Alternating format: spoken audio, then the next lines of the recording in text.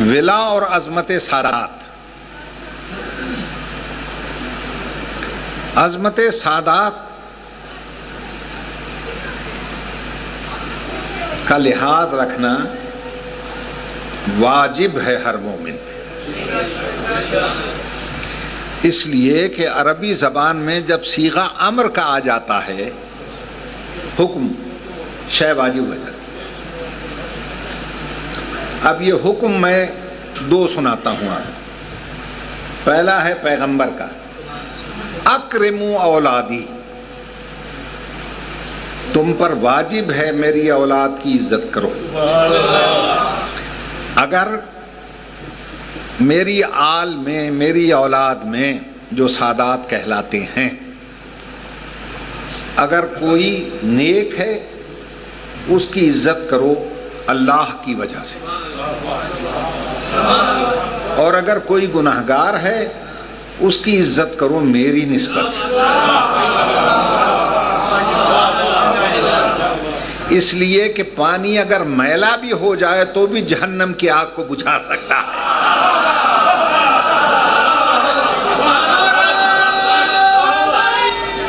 ایک غلط فہمی آپ کے ذہنوں سے میں نکال دوں، توجہ چاہتا ہوں کہ جناب غیر سید بھی شادی کر سکتا ہے، سادات سے رشتہ کر سکتا ہے، اور اس کے لیے دلیل دی جاتی ہے جناب عبداللہ کی. اے میرے بھائی، یہ سب سے بڑی جہالت کا ثبوت ہے. سید کہتے ہیں اس خاندان کو جس کو اللہ نے چن لیا ہو، استفا کیا. اور سادات کی سب سے بڑی نشانی یہ ہے کہ اس پر صدقہ حرام ہے. توجہ چاہتے، غیر سید پر صدقہ حلال ہے، وہ آپ حلال حرام کو اکٹھا نہیں کر سکتے.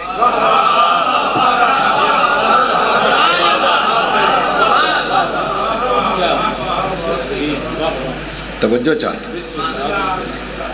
باقی رہ گیا جناب عبداللہ کی بات. تو کس جاہل نے کہا ہے کہ وہ سید نہیں ہے؟ ان پہ بھی صدقہ حرام، بی بی پاک پہ بھی صدقہ حرام. اللہ نے ان کا بھی استفا کیا، ان اللہ اصطفیٰ آدم و نوحا آل ابراہیم و آل عمران. اللہ نے آل ابراہیم اور آل عمران کا استفا کیا. تو آل ابراہیم سے پیغمبر اور اس کی بیٹی کی نسل ہے، اور آل عمران میں جناب عبداللہ آتے ہیں. تو یہ تو ایک سید کا دوسرے سید سے رشتہ ہوا ہے. کس جاہل نے بتایا ہے؟ توجہ ہے یا نہیں؟ اور سادات کے شجرے کو اللہ نے شجرہ طیبہ کہا ہے. توجہ کیجئے گا. اور باقی شجرے شجرہ خبیثہ ہو سکتے ہیں. توجہ ہے یا نہیں؟ اور شجرہ طیبہ کے لیے اللہ کیا کہتا ہے؟ الطیبات للطیبین. شجرہ طیبہ کی بچیاں شجرہ طیبہ کے طیبین کے لیے ہیں. الخبیثات للخبیثین والخبیثون للخبیثات. خبیث شجرے والوں کی لڑکے وہ خبیث شجرے کی لڑکیوں کے لیے ہیں. تو آپ طیب اور خبیث کو ملا کر اللہ کے عذاب کو دعوت مت دیں.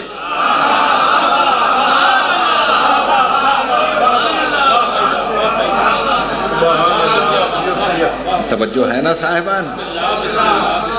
اور ایک بات یاد رکھیں، جو کام نبی اور علی نہ کر سکیں وہ امت بھی نہیں کر سکتی. آج اگر نبی آ جائیں تو کیا کسی سید زادی سے وہ شادی کر سکتے ہیں؟ اور علی آ جائیں، دونوں پہ حرام ہے، تو جو رشتہ نبی اور علی پہ حرام ہے اس کی امت پہ حلال کیسے ہو گیا؟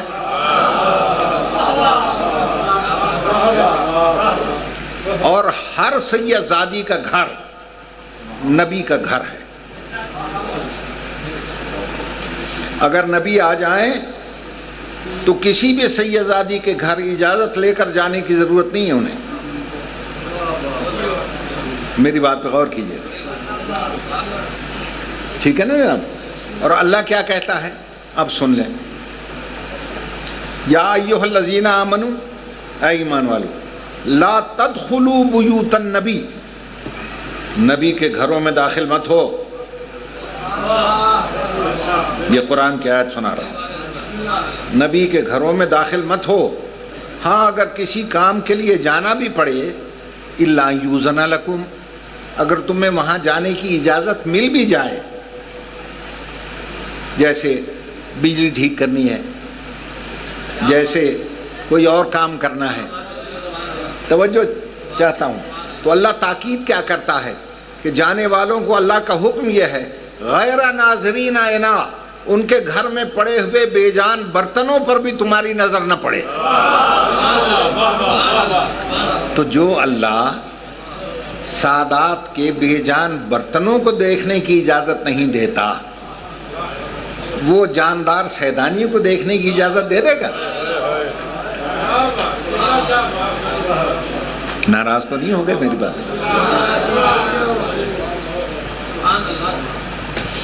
عزیزان محترم، یہ صرف دشمن سادات کی توجیحات ہیں جو مختلف قسم کے دلائل دے کر ذہنوں کو گمراہ کرنے کی کوششوں میں مصروف ہے. اس لیے انشاءاللہ ہم اپنے قائد محترم کے فرمان ولا و عزا کا تحفظ کرتے ہوئے زندگی کے آخری سانس تک ہم اس فرمان پر عمل پیرا رہیں گے. توجہ ہے نا میرے محترم سامعین؟ اور اگر کوئی دلائل پیش کرتا ہے تو صرف ان کو جناب عبداللہ کیوں نظر آتے ہیں؟ کتنے ایسے امام ہیں جن کی 19 اور 18 بیٹیاں ہیں. میں چیلنج، اتنی بیٹیوں میں سے کسی ایک کی شادی غیر سید سے دکھا دے، میں مذہب چھوڑ دوں گا.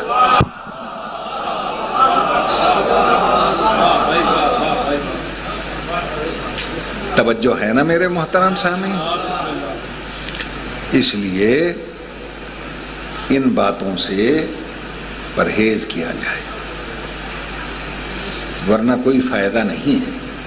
باقی رہ گیا جناب امیر المومنین کا اسم گرامی، اس کو بھی مرکز فساد نہ بنایا جائے، کیونکہ ہم دیکھتے یہ ہیں کہ آپ تشہد میں ساری گواہیاں دیتے ہیں.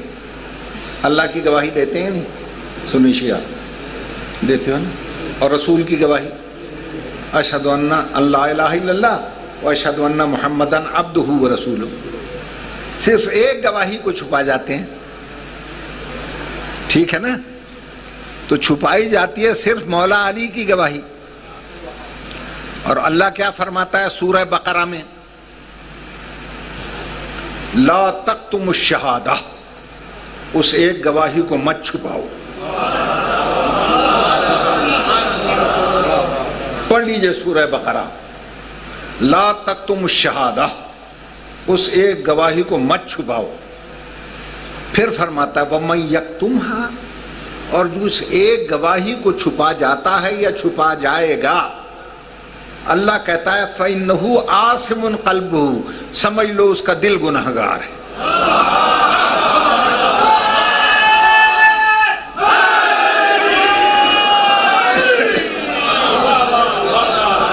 اس کا دل گنہگار ہے. فَإِنَّهُ عَاصِمٌ قَلْبُهُ، اس کا دل گنہگار ہے.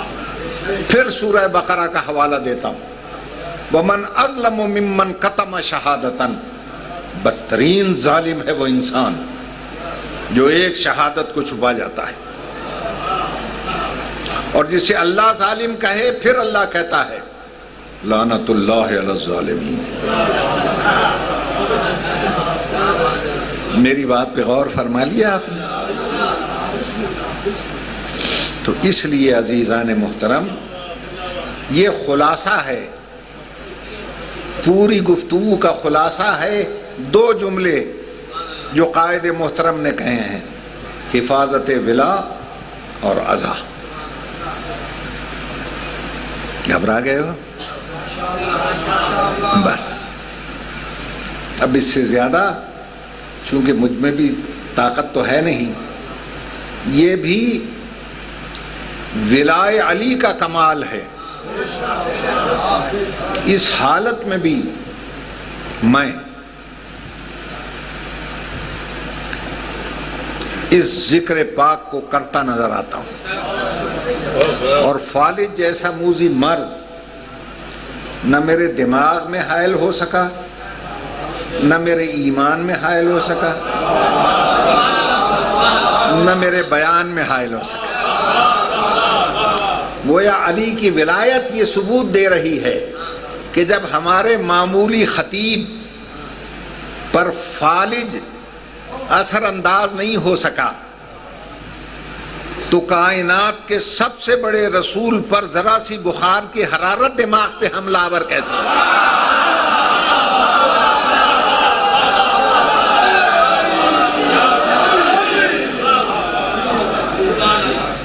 توجہ ہے یا نہیں؟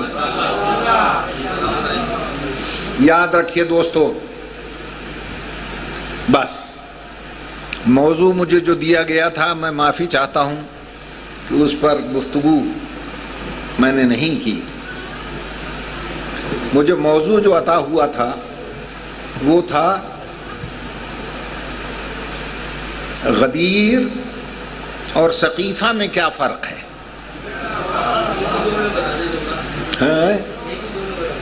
ایک ہی جملے میں مولانا قمر زیدی صاحب کہتے ہیں ایک ہی جملے میں بتا دیں، تو لیجئے پھر میں ایک جملے میں بتاتا ہوں.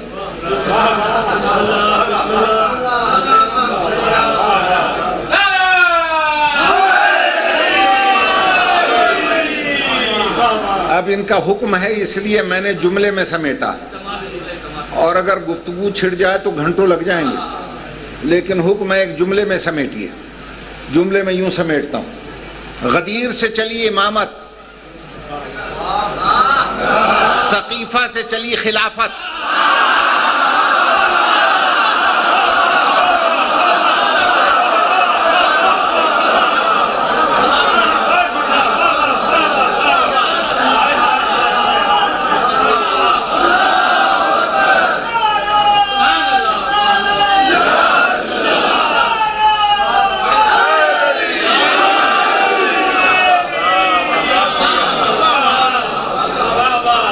سمٹ گیا موضوع ایک جملے میں؟ نہیں، ابھی نہیں سمٹا. ایک جملہ اور سنا دیتا ہوں. غدیر سے چلی امامت، خلیفہ اور ثقیفہ سے چلی خلافت، امامت حسین تک پہنچی، خلافت یزید تک.